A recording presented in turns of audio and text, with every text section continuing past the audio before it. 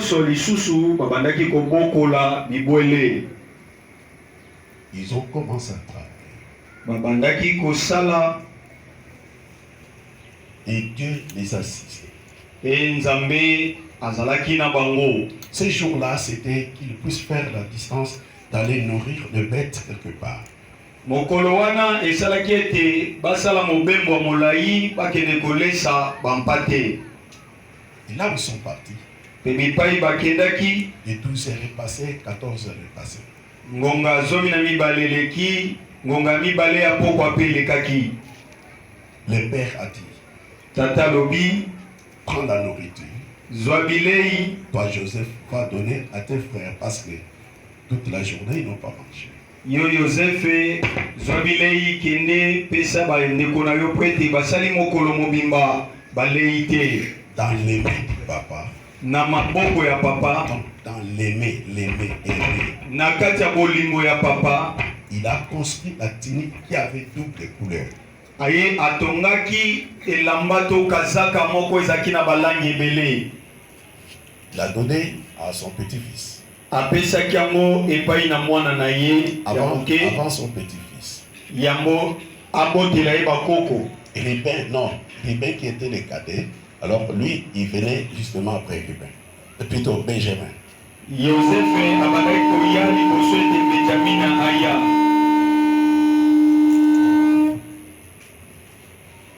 Ça, vous avez mis quand vous chantiez là-bas. C'est votre micro, papa. Je peux le déplacer de l'autre côté. Ça peut être bien. C'est la capacité de la résonance. Ok. Joseph était le tunique à double couleur. Yosefe alataki kazaka ya langi ebele. C'était la différence avec tous ses frères. Yango nde esalaki bokeseni na bandeko ne nyonso. Or, cette tunique a amené une différence entre ses frères et lui-même. Nzokande elamba yango ememaki mpe bokeseni na ye na bandeko na ya mibali. Et Dieu a commencé à l'utiliser en rêvant. Pe Nzambe akomaki kosala na ye na kolota bandoto. Ses frères l'haït de plus. Bandeko na ye bayinaki ye lisusu koleka. Son père le blâma un jour. Pe papa na ye mokolo moko agangelaka ye. Ça veut dire quoi? Tout ce que tu vois là-bas, c'est quoi? Eli koloba nini mai nyonso yo okomonaka wana eza nini? Il s'est dit, il ne savait pas. Ye afandi kimia po ete ayebaki eloko te. Oh, ses frères, ils avaient fait un complot un jour, demain. Nzokande bandeko na ye basalaki miongo moko ya mabe bango moko. Il est trahi dans le cœur. Ete basulaki ye na mitema na bango. Quand il apporta la nourriture à ses frères, Tango amemi biloko ya kolia na bandeko na ye, la Bible me dit, Bible yebisi ngai, ils l'ont trahi dans le cœur. bango batekaki to basulaki ye na mitema na bango. Quand on l'a vu de loin, Tango bamoni ye na mosika, dans d'autres livres, il dit, il a rencontré quelqu'un, il a demandé, est-ce que vous avez vu mes frères sont venus nourrir les animaux de ces côtés.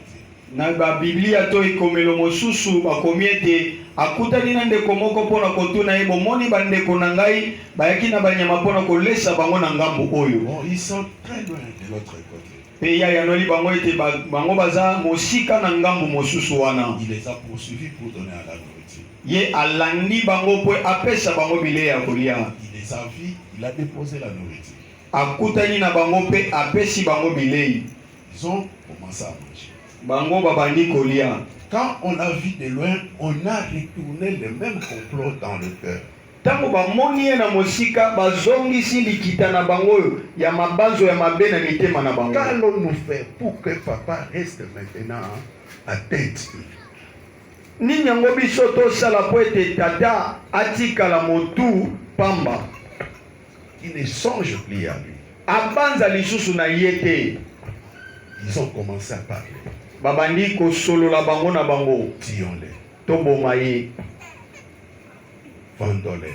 Basusu toteka ye. A jailli des idées Na kati ya lisolo na bango mabanzo ebimi ebele. Ruben a dit, Ruben alobi, qu'allons-nous gagner en tuant notre frère? yango tokozwa nini soki tobomi ndeko na biso ya mobali? Laissons-les. Totika ye. Comme ils avaient déjà les complots de les équiter, ils l'ont pris, ils l'ont jeté dans les citernes où il n'y avait pas de l'eau. Lokola bazaki na mabanzo bandakala ya koteka ye, bazwi bakangi ye, babwaki ye na libulu ya mai oyo ezalaki na mai te na kati. Son frère Ruben l'a dit, c'était vraiment ça lui a beaucoup touché. Il dit non, pourquoi ça? Ndeko na ye Ruben ayoki pasi na motema komituna mpona nini boye.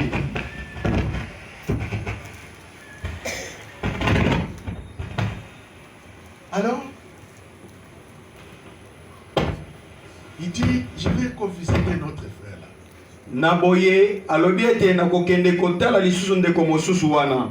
Là où on l'a mis, on n'a pas trouvé son frère.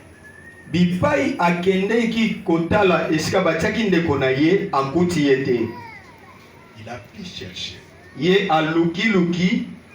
Parce que j'ai oublié quelque chose. En le voyant, quand il est venu pour leur donner à la nourriture, on l'a dépouillé pour enlever la vie. Na bosana keteli moko pona kobandele te tango amemeli bango bilei bango bakangi ye balongoli ye elamba lataki. On a pris cet habit, on l'a jeté. Bazwi elamba wana babwaki yango. Son frère, quand il est rentré, il a trouvé que dans les citernes n'était pas là. Il dit, mon père va me tuer.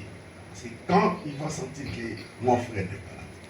Tata na ye libene yaya na ye liboso tango ye atali amoni na libulu leki na zate abandi kolela lobi ete tata koboma ngai soki ayoki sango ete mwana na ye azate. Quelques-uns ont comploté, ont dit ne t'en fais pas.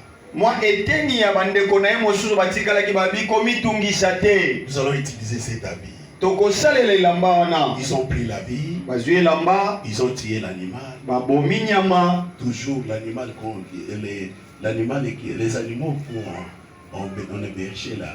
Kaka moko ya banyama o bango bandaki kobokola. On a mis du sang dans l'habit de leur frère Abel.